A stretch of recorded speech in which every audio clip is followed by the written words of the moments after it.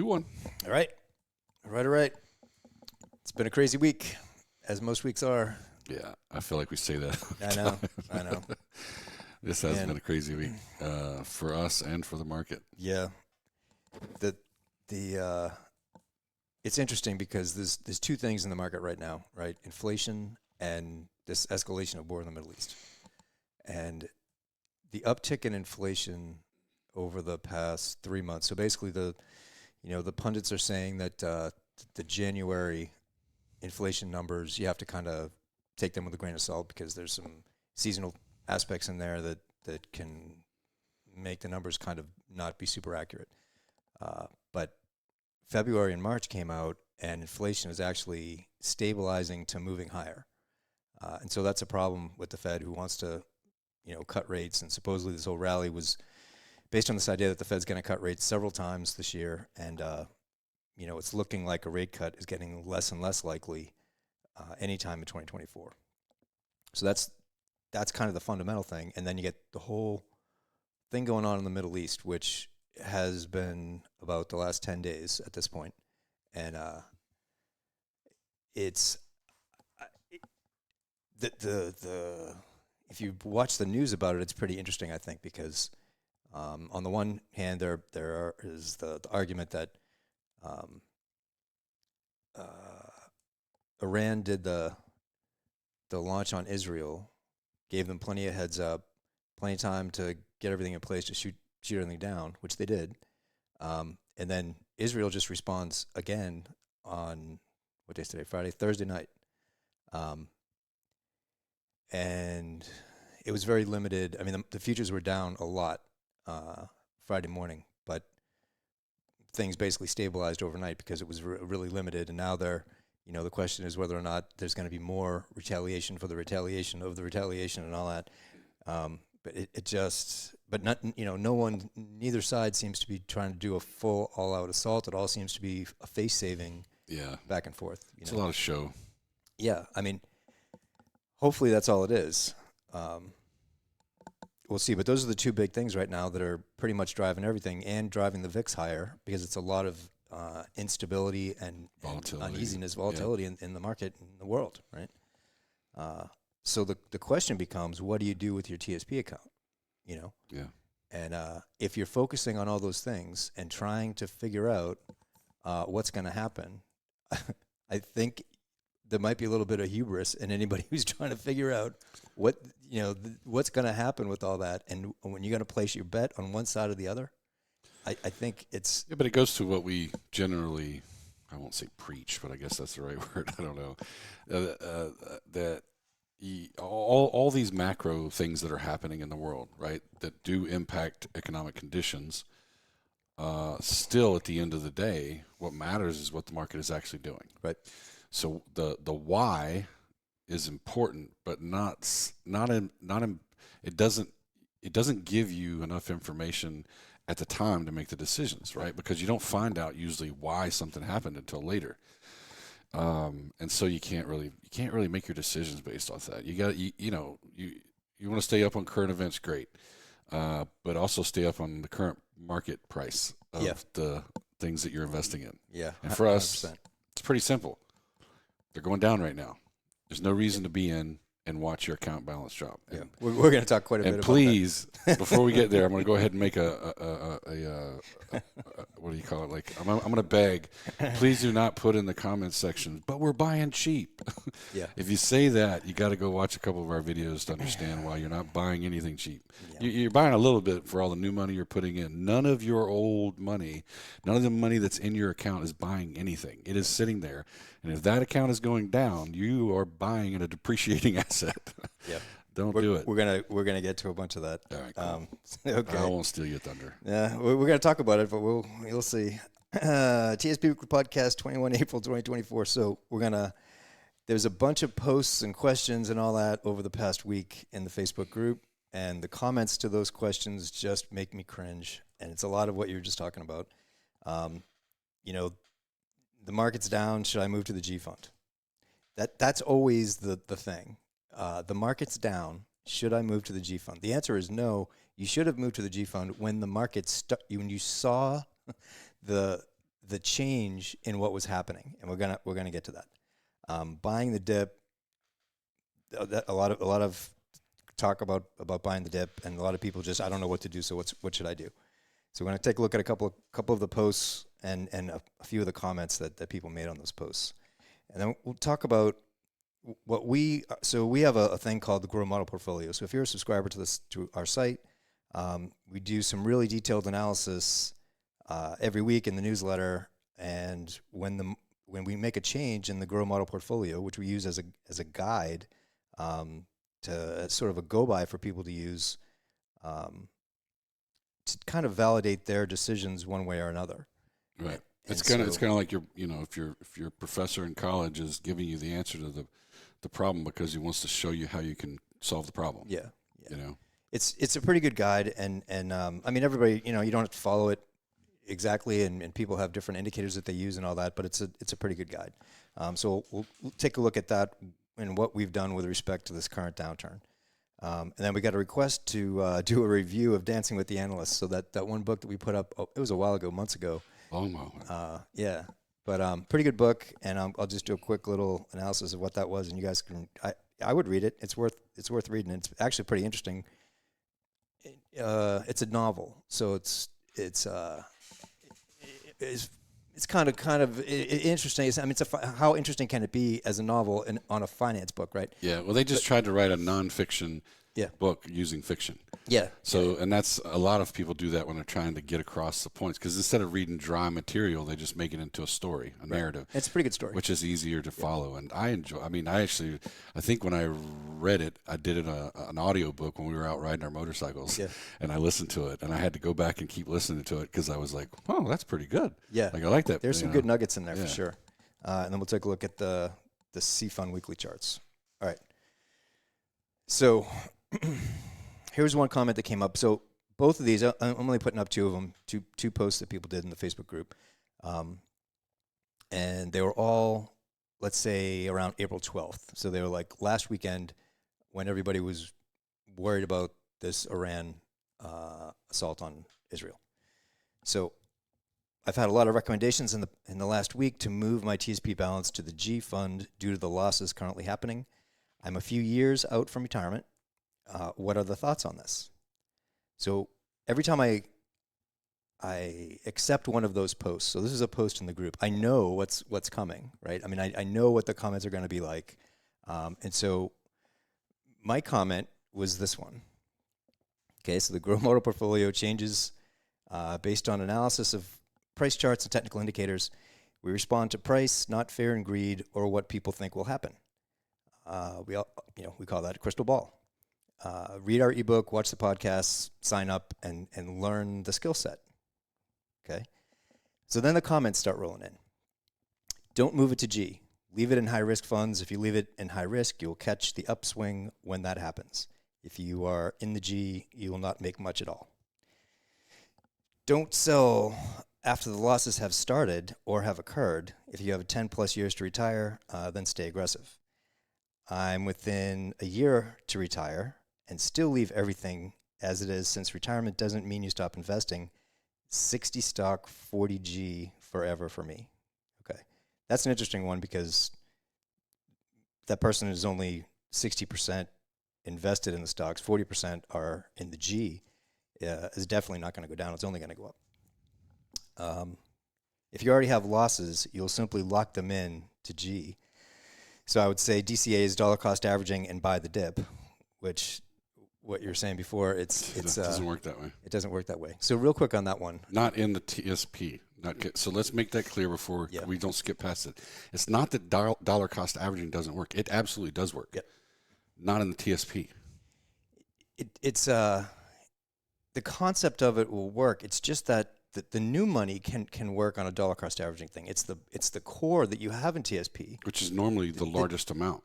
Right. If you have any amount of time in the government, your core amount, I mean, say it's $1 million. Say if you have $1 million in there, you're contributing. Say you're maxing out.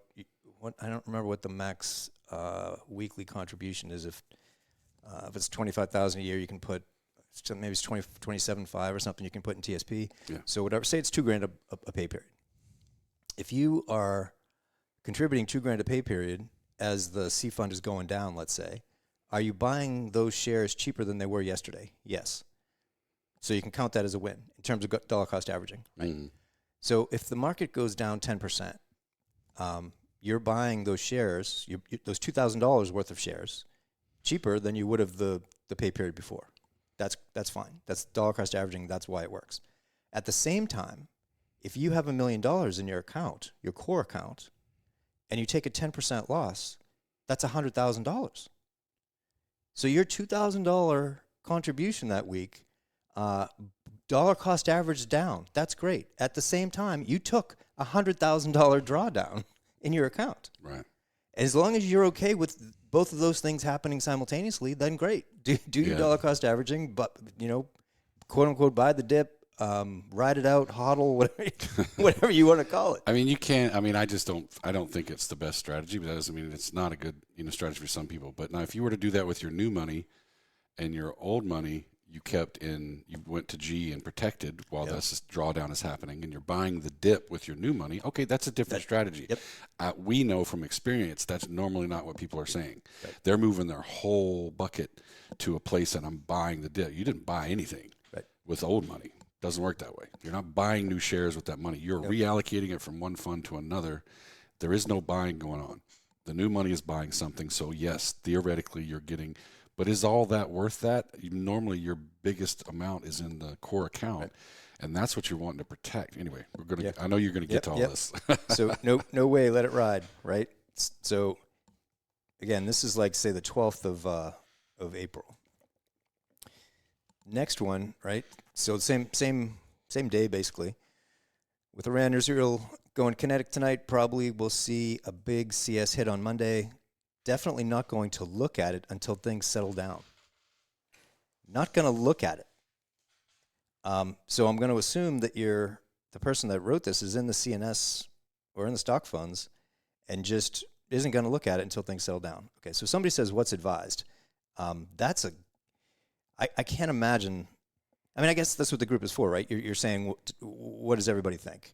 And what everybody basically says is buy the dip and hodl. Hold on for dear life, right? So that's kind of goes to exactly those two things. Buy the dip, which is the dollar cost averaging idea. Buy the dip with your new money, and hold on for dear life with your core account. I don't think it's the best strategy, but it's by far what people write in the comments. When they drop, buy more. Pull out of the G fund to do it. Double down on the lost. I don't know. Double down on the loss. If I'm not able to put money, this is actually a good one. If I'm not able to put in any more money, I have CNS. How does one buy low and sell high if we're not making deposits anymore? You can't. If you're retired, ding, ding, ding. That person gets it. Yeah. Yes. Yeah. Yes. Now they get it because they're retired, so they literally cannot buy. You're not contributing. So you're right. You can't. If you're retired but I'm still working, not using their current plan, you can't. You're not buying anything. You only have your core left. There is no buying the dip. The only way you're quote unquote buying the dip is if your money is in the G fund. Then the market goes down. Then you reallocate into the C fund and get the gains on the other side. That's quote unquote buying the dip. Too late to move now. We have to wait for a rebound. The interesting thing is, I think, whoever wrote this, when you get the rebound, would you sell then? Because that's a much more advanced technical thing to do. It's absolutely true, but nobody does it. Almost nobody does it. When the market comes down and recovers some of that loss and hits some resistance level, right, and then starts moving back down again, is that the point where you're going to get out? Not many people do that. I have a feeling Iran's doing a trial run. Most of the old drones, Ramadan's over on Wednesday, probably a major attack on Thursday. All those things may be true, but if you're betting on one side or the other because of what you think is going to happen in the Middle East, good luck. What was that song Marge Simpson sang? Just don't look, just don't look. That just cracked me up. So just don't look. So this is we're here in November 2020, okay? And here's the top in January 2022. So this is basically what the chart looked like at the beginning of 2022. So essentially here we are right now. This is what the market looks like right now. And if you buried your head in the sand and basically you're at this point and you say, I'm not even going to look at it until things sort themselves out, this is where you were left, right? This is basically where we are right now. Now, nobody knows what's going to happen going forward. Okay, that's how 2022 turned out, and nobody knows what's going to happen going forward here in 2024. But once this trend got broken, the risk increases. Nobody knows what's going to happen over here. But once you get down here, you're outside of this trend. And so the risk, you know, your opportunity cost, the amount that you could have gained, right? If you get out here, you go to the G fund, let's say, this amount is what you would have not gained if the market kept moving higher, because you would get back into it here, right? So all you're doing is managing risk is the idea, okay? So that's what it looked like, and that's what happened. A lot of people want to look at year to date, okay? So the idea is that the market always comes back, right? All those comments, the idea is that you hold on for dear life because the market always comes back. Everybody knows that. You can't time the market, and the market always comes back. So does the market always come back, right? Here's the top again in 2022. So this is the C fund. We're looking at a weekly chart of the C fund. Here's the top in 2022. So if you are looking at your account relative to the all-time high in the C fund, in this case, which was January 2022, we had this 25% move to the downside, and then it came back, and you got more gains than you were back here at 2022. So if you had held on during this whole thing, yes, you made gains, right, relative to where you started. Yeah, but you draw the line on the right side as to how long it took you to get back to that spot. So yeah. We're going on 2.5 years, right? It's January 22 to wherever we are now, April, right? We're going on 2.5 years, and we're let's say 5%. This is as of today. So what day is today? 19th. So this is Friday morning. Okay, the G fund or the C fund is about 5% higher than it was in January 2022. Okay, so great. The market came back, and you're about 5% higher over the course of the last 2.5 years.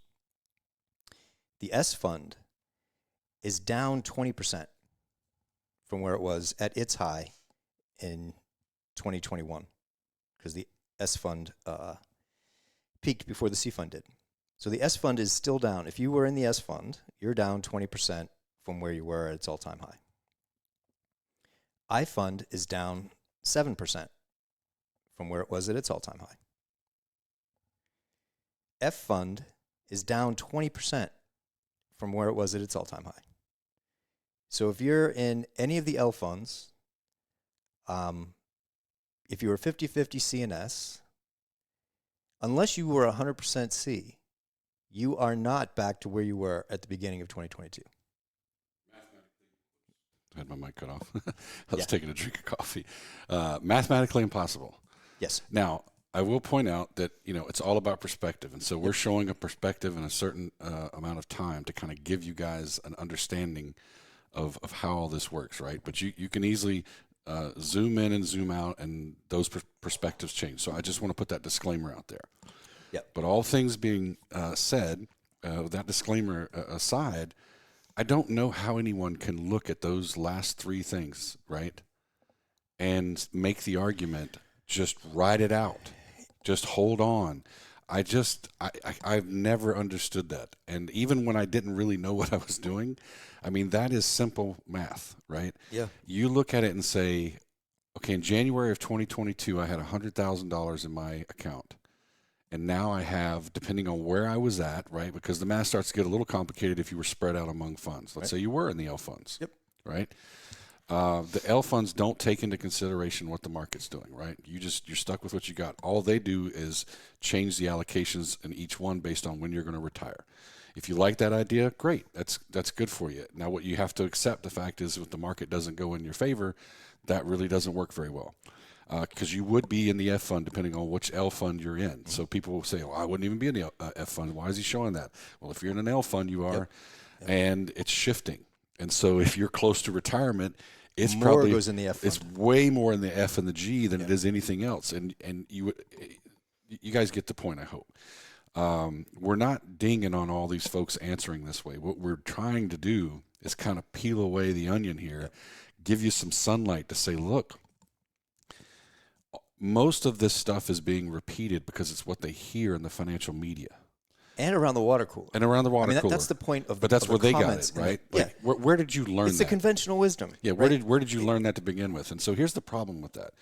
Most of the people, if you're watching a financial analyst or talking head or anything, they're talking about brokerage accounts, being in the market, buying and selling, actual, ETFs and stocks. And that is not the world of the TSP. Yep.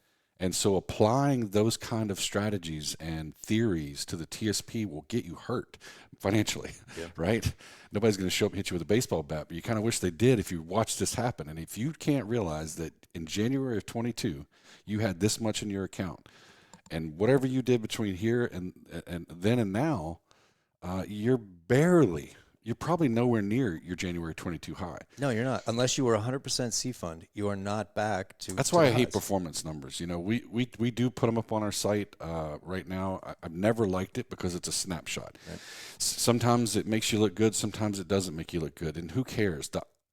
Every time I talk to a person in person, I'm like, look at your account. Just look at the account balance. When I go to my IRA, I do not pay attention what the rate of return is. Yeah. Is my account balance higher than it was? Is it the same? Is it lower? Those are my three metrics. Yeah. And life gets really simple then. Because when I'm watching the market tank right now and I go look at my IRA, it's not moving. Right. Why? Because I'm in a version of G, right? I'm in a money market account or something of that nature. Anyway, don't want to beat this up. But if you guys just rewind this and go back and look at that, what Jerry just showed you again, it's so vital that you get this wrapped around in your head. If you don't want to do this, what we do, active management, then you are stuck with that, and you just have to own it. That your account balance is dwindling there. You might be able to preach what was like since last November, October. When did the market start kicking up? Well, October of last year or October of the previous year. But that time frame, right? And so you could brag about that performance. Yep. But what you're doing is lying to yourself because you're not looking at what happened before then, right? That's what I'm talking about, performance as perspective. You could concentrate on the last 8, 9, 10 months or whatever and go, oh, I'm a rock star. Yep. Yeah, but your account balance is lower than it was in January 22. Yep. Period. Yeah, and if you're retired or you're close to retirement, right? Because a lot of these comments are, I'm a couple years out from retiring. We're almost 2.5 years in since we've had our last peak in the market, and unless you were just 100% in the C fund, you are not anywhere near back to and things are looking worse now, right? It's not like things are looking better; they're looking worse. So. I just, the comments just make me cringe. They really do. I feel like we're not getting the word out so that people understand it. Yeah, actually, I'm going to tease everybody with something. We're about to kind of start a whole new part of a bunch of content stuff that we're going to start doing again that we kind of used to do, but we did them as sort of webinars in the Facebook group, and we didn't really like that because it kind of pinned us down to a specific day and time, and we got a lot going on. What we're going to end up doing, though, is probably one Facebook Live a week, and in the Facebook group, because we got 30,000 people in that group, and the problem for us is the algorithm doesn't allow our posts to like get seen that much. Right. So 300 people might see a post that we put in there, which is crazy. I don't understand that, but a person and a member in the group posts something and 1,000 people see it. Yep. And it's the algorithm working against us. And I don't care why. It doesn't matter. It is what it is. For whatever reason, Facebook Lives do get a little bit more traction. So because Facebook wants you to do them. So one of the things that we're going to look at doing is jumping in there once a week. It'll give you guys in the Facebook group, and I say you guys, some people watch this might not even know we have a Facebook group. Right. But if you do, and you're in that group, it gives you a chance to come in there and Q&A on live in real time. Yep. Also, just giving us an opportunity to address a lot of comments at once, because we can't sit in there all day and answer every single question, or it's just not reasonable, right? I mean, especially with 30,000 people. Right. There's just a handful of us over here. So, and we do have a little help, but we're not going to have somebody sit in there all day and answer that stuff. So anyway, that's a little teaser for you. Yeah. When we get back, probably in May or somewhere in there. So, okay. Hopefully you guys have an idea of what people are talking about in the comments, and buy the dip and hodl. I just don't get it. So I don't think I've heard of hodl before. Hold on for dear life. Hold on for dear life. Oh yeah. How is that ever a good idea? Unless you're falling off a cliff. Yeah. Then you better hold on for dear life. Yeah. So all right, if you were a subscriber to the site, okay, that big red candle right there was huge, because it was the first time. If you see the bottom of that candle, it was the first time we got below that 20-day moving average line, this blue line. The first time we got below that moving average line since we broke out above it last November. And so this is an A, B, C, D, right? If you can say this, A, B, C, D, okay? It's a corrective move. It's either a corrective move, or it would be a 1, 2, 3, 4, 5, and it keeps going. Okay, this is the kind of stuff that we do in the newsletter every weekend for our subscribers. So if it's an ABC, then the distance between this low and the next major high, right, swing high, should be the same distance as the swing low to wherever the top is. So all I did was draw this. Put those two lines in there. This distance is the same as this distance, and I clone this line and bring it over here. And so now this is my target. Okay? If it's going to be an ABC correction, that's my target. So when we got up to that target and couldn't get above it, and then rolled over, and then had that candle below there, those are all things that are telling me now might be a time to start managing risk. If you've been in the stock funds all this time and you have all these gains, the market's changing here, and we've hit a target. So now might be a time to think about kind of managing that risk, okay? So if you zoom in, this is what it looked like. We came up, hit a high, get a little pullback, come up, hit it again, and the fourth time we hit it, we reversed on that day and closed at the bottom of the day's trading range, engulfing these 2 days of price, and closed below that 20-day moving average line. Okay, you have to be watching the market to see this stuff. So what happens is in the comments. I mean, when did the comments start happening? In there somewhere, right? People are starting to see that, hey, the market's rolling over. We're taking some losses. Should I move to the G fund? That's a much different question than I'm watching. We have a breakout here. The trend is intact all the way along as we get support at that 20-day moving average line. Right now, I'm seeing, okay, I got a topping. I got some resistance going on here, and I get a big candle to the downside. You're seeing the market change in real time when you look at that. And so all I'm saying is, if you're a subscriber to the site and you're following the Grow Model portfolio, you got out on that green day right there. It's about 1% from the all-time high to where you would have gotten out. That's pretty much getting out at the top. That's not trying to time the market. It's responding to what price is actually doing. So the reason we made that change in the portfolio is because, okay, we get out here.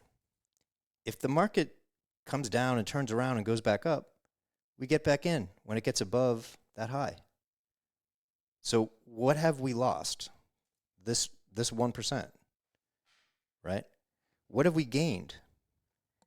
We will not get any of these losses, and no matter how far they go. So it's managing risk. That's all you're doing. You've made all these gains all the way along here. When the market starts changing, it's just time to start managing risk. You're not locking any losses in by moving to the G. That's another thing that you just have to get your head wrapped around.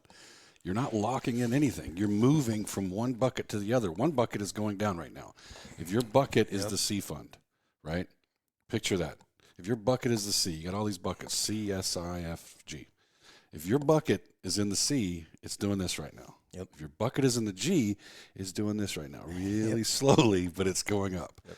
I don't know why. That is one of the hardest things for folks to grasp, and I'm not sure why. Like, it just doesn't make any sense. It is not a brokerage account. You didn't just sell all your shares of Microsoft, right? Take that money, and now, because Microsoft was going down, you sold it at a loss. Now that's not what's happening. That's not what's happening in the TSP. I know I seem frustrated because it's one of those things that I wish we could figure out why we're not explaining it right. Yeah. Like we really want people to grasp this because it is one of the most important things. Yeah.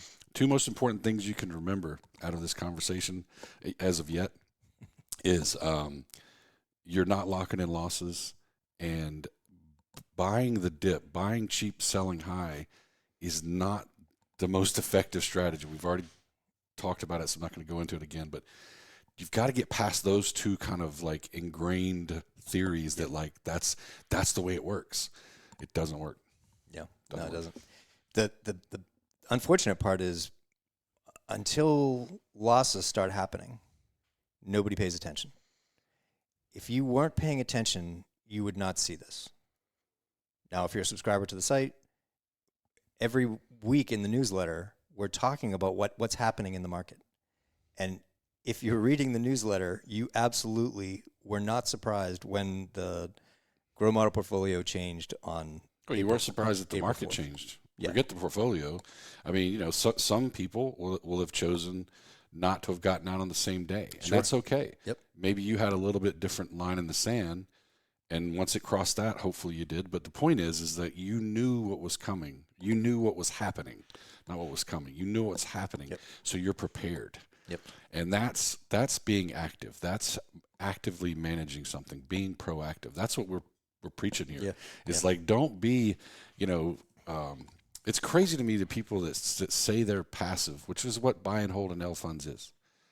They say that they don't say it that way, but that's what you are as a passive investor. Yet they are the loudest people to argue anywhere across social media. And I'm like, if I was buy and hold, I'd be playing golf. Right. I'm not watching the market. Why? I've already made my decision. I'm CNS all day. Right. And I'm going to go play golf. Yeah. What's the point? I don't get that. I'm sorry. Yeah. I don't know. Anyway, it's about managing risk. Why did I put this one up here? So I can't remember why. I guess I was just trying to drill it in a little bit more. So I got you off topic. Sorry, bro. Yeah, no, that's okay. Let me see the next chart. Year to date. So a lot of people like to look at year to date kinds of performance. This is the beginning of 2024. Yeah, you did really well for a while, and if you chose not to manage risk, now you were up at 11% more or less, and now you're up about 5%. You're like, well, it's only down 4%. It'll come back. It might come back. It might not. The C fund is up, based on this, up about 5% for the year. The S fund is negative year to date. Okay, it's only going down, at least as of today, from there, right? So all the gains that you may have made in the S fund are gone for the year. unless you got out when the market started to change. iFund has taken quite a bit of a dip, and it gave you even more. This is a really solid resistance level, overhead resistance level. I mean, you could almost do the channel there, right there. So on that big gap down, if you're watching the iFund, I mean, that should have been all you needed to see. And then the iFund keeps going down. The F fund is a disaster. You know, it's the one we're watching the closest because when it does turn, it's got a lot of potential to go to the upside. And if it does go to the upside when the stocks are going down, you're going to get a huge relative move in the F fund. But right now, it's down, 3.5% for the year. Okay. So a lot of that is what we do in the newsletters, and it's just to give you guys a taste of what it is. The bottom line is you have to be watching the market and manage risk when there's reason to manage risk. There hasn't been any reason. I mean, we've been in the stock fund since November of last year, more or less. There was a time in January, the market went sideways. We were in the G fund there for a little bit. But more or less, we've been in the stock fund since November of last year until April 4th, because that's when things, it's not that the trend necessarily changed, but what's happening in the market changed. And so if you manage risk at that point, if it keeps going up, you just get back in. It's not a problem. If it goes down, you've quote unquote locked in your gains, right? All right. So put questions in the comments. Happy to answer them. All right, Dancing with the Analysts. So David A. Malik, pretty cool book. That's what it looks like if you want to get it. So easy to read, pretty engaging novel, especially since it's about finance. I mean, it's one of the most boring things around, but because it's a novel and it's a pretty good book. So this kid, Austin, college student, he gets gifted a challenge in a will from his dad. Okay, so his dad dies. The lawyer comes in to settle the estate, and he issues a challenge to his kid. He says, I'm going to give you $1 million free and clear. Take your $1 million, do whatever you want, have a good life. Or you can take that $1 million, invest it for 3 years. You need to make 15% per year on that $1 million.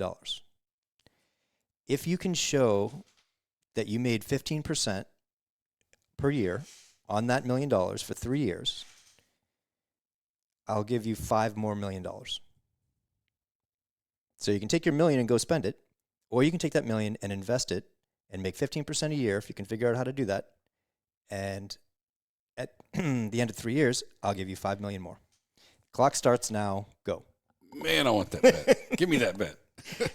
I mean, imagine you're 20. He's in the book. He's I think he's at Stanford. He's in college. Yeah, like a sophomore or something. I don't know if I could have done any better than he did, but you give it to me now. Yeah. Yeah. Game on, bro. Well, I mean, let's talk about that for a second. Someone gave you $1 million and said, if you make 15% a year over the next 3 years, per year for the next 3 years, you'll get $5 million more, right? Okay. Or I can take that $1 million, pay off my house, pay off all my credit cards, and still have some spending money, and I can be living pretty well. Or I can take that whole $1 million, because it's going to take me that $1 million at least to make 15%, and it's going to be over the course of 3 years. And if I fail, I have the $1 million that I started with. If by some chance I lose some of that $1 million, now I'm declining, right? There's a lot of decision points in there if you really start thinking about it, and they kind of go into it in the book. It's a great, teaching. Again, but I'm kind of saying it jokingly, but not really. Like somebody made that bet with me right now, I'd take it in a heartbeat. Oh, yeah. Because you could make 15% off $1 million if you're doing the right things. So you can't do that in the TSP, but you can do it elsewhere. So that's what the rest of the book is about, right? He needs to find. Well, first he needs to figure out if he's going to spend the $1 million or use that $1 million to invest to make $5 more million, right? So he's got to learn everything about investing because he doesn't know anything about it. He goes and talks to a bunch of different advisors, and it's hysterical, the book, really, because the retail financial advisors are telling him to put it in the S&P 500 and hope for the best, and dollar cost averaging and like all the rest of it, all the stuff that you hear all the time. But he's like, I need to make 15% a year. Can you guarantee me that I'm going to make 15% a year? And they're like, no. Well, then you're no help to me, because that's what I'm trying to do here, is make 15% a year. So eventually he finds, a mentor who he ends up working for, and gets introduced to this strategy and mindset kind of way of life thing. And he does accomplish that goal and moves on to be a high net worth financial guy. But it's a book worth checking out. All right. That's wrong. I'm not doing relative strength this time. Oh, yes, I am. All right, I messed up. I was messing with my. Okay, so this is going to go longer than what I thought. Bonus chart, relative strength indicator. Okay, so relative strength is something we talk about all the time, right? It's a momentum indicator. It's one of my favorite indicators. It's used in momentum trading, measures the speed and magnitude of a security's recent price changes. So this is the S&P 500 weekly. Okay. This is the relative strength indicator. This is the 50 line of relative strength, okay?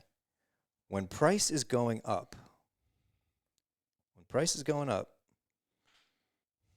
you are above the 50 line in relative strength.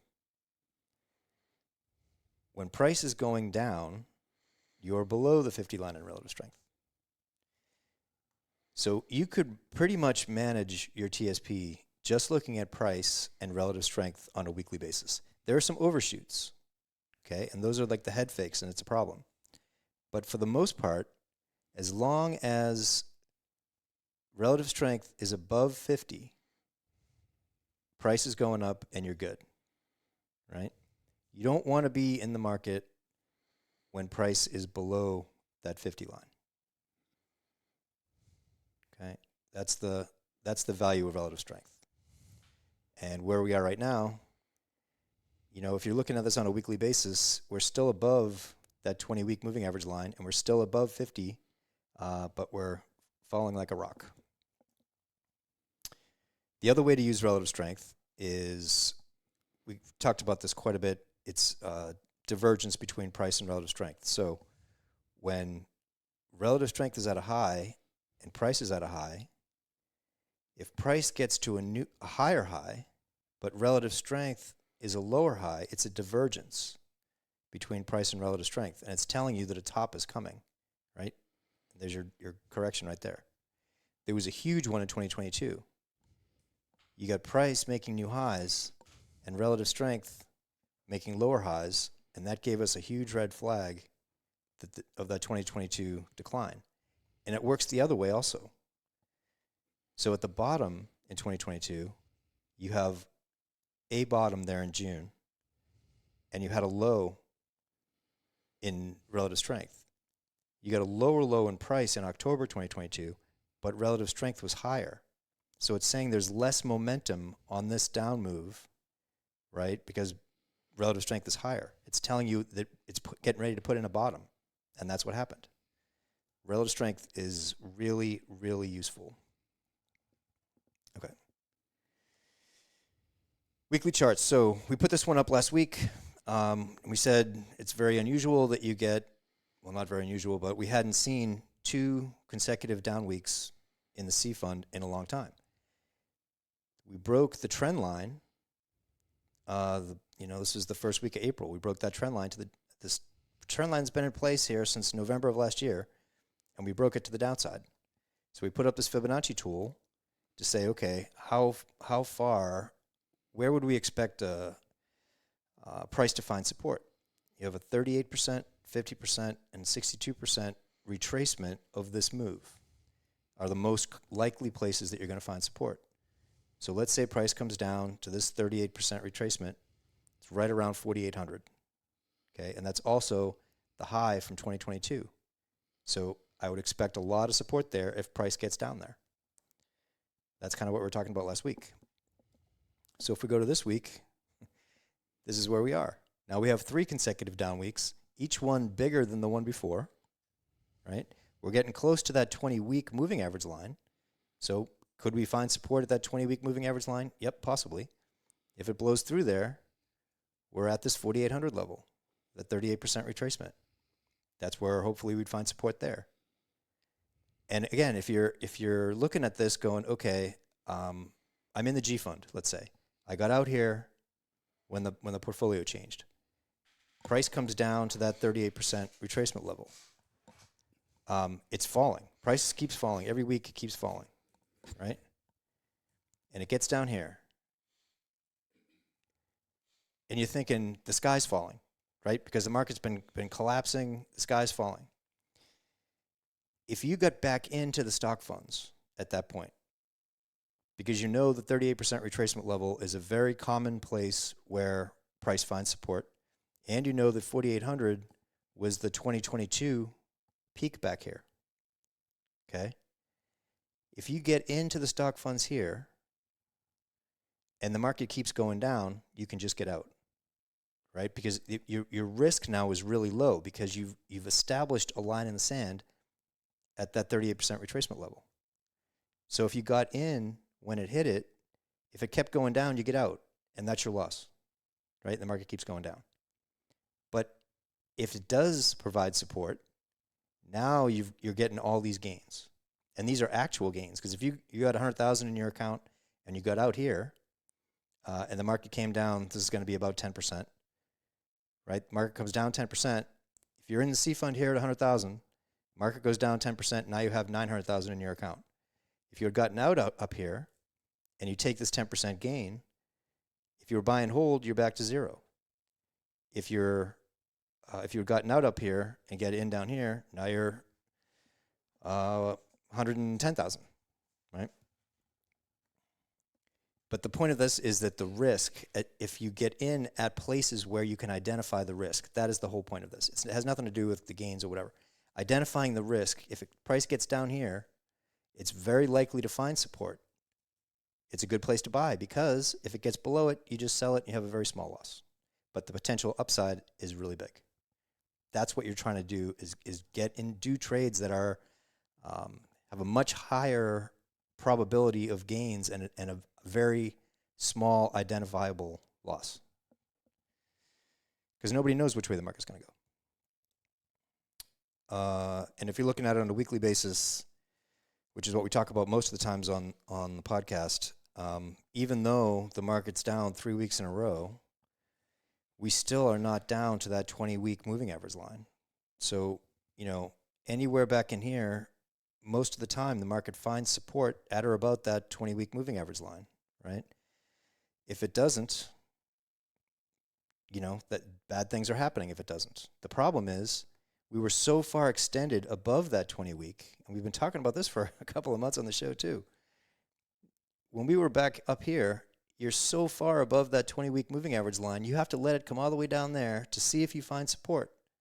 So this is a huge drawdown before you're at a decision point. So that's the downside of using weekly charts versus daily. But the upside of using weekly versus daily is you don't get whipsawed as much. So all this hopefully isn't going over everybody's head, and the point of the big holistic point of this whole thing. Everybody in the Facebook group, the conventional financial media, everybody is going to tell you to just hold on because the market always comes back and all that. And nothing wrong with following the herd, but it's not the best way to manage your money. Yeah, it's not what we recommend. We don't recommend what to do with your money, but we do recommend that you're active and involved in doing it. Again, it just boggles my mind that a lot of folks that and some cases here we're probably responding to like 30% of who's actually, the other ones just aren't loud. They're not talking. Right. The loud ones are usually like, the ones you shouldn't listen to anyway, right? But what we're worried about is that that's what all these quiet folks are listening to. Yep. Right? And so please take time to kind of go back through all the things we talked about in this show. I think it's a really good show for beginners to be able to soak up some of these kind of fundamental things. We're actually completely rewriting our ebook from scratch. Yep. Because we see holes in like the education process we're doing, right? And so one of those things is basically giving you all the options, that strategies there are, and helping you figure out which one works for you. And that might be a buy and hold strategy. Sure. but you'll come to that decision the right way. You'll learn what kind of investor you are and say, you know what, I'm not going to do any of this stuff. Maybe I will later, but I'm too busy or whatever. Sure. Okay, well that's a decision you made with good information. Yep. Based on your circumstances and risk tolerance and what you can do and all that. And it's fine if you come to it from that direction. If you do it because it's what somebody at the coffee shop told you what to do and your buddy from work and whatever, that's not a reason to make investment decisions that way or choose an investment strategy. So anyway, we're hoping to have that out in May. And even folks that have been following us for a while, I think it's a valuable read. It'll be worth reading. Completely different book. Anyway, if you guys have questions or comments, please put them in the comments section. If you like the show, share it with your friends. If you don't, share it anyway. Alrighty. See you guys later. Out of here. Wow. Music was a little loud.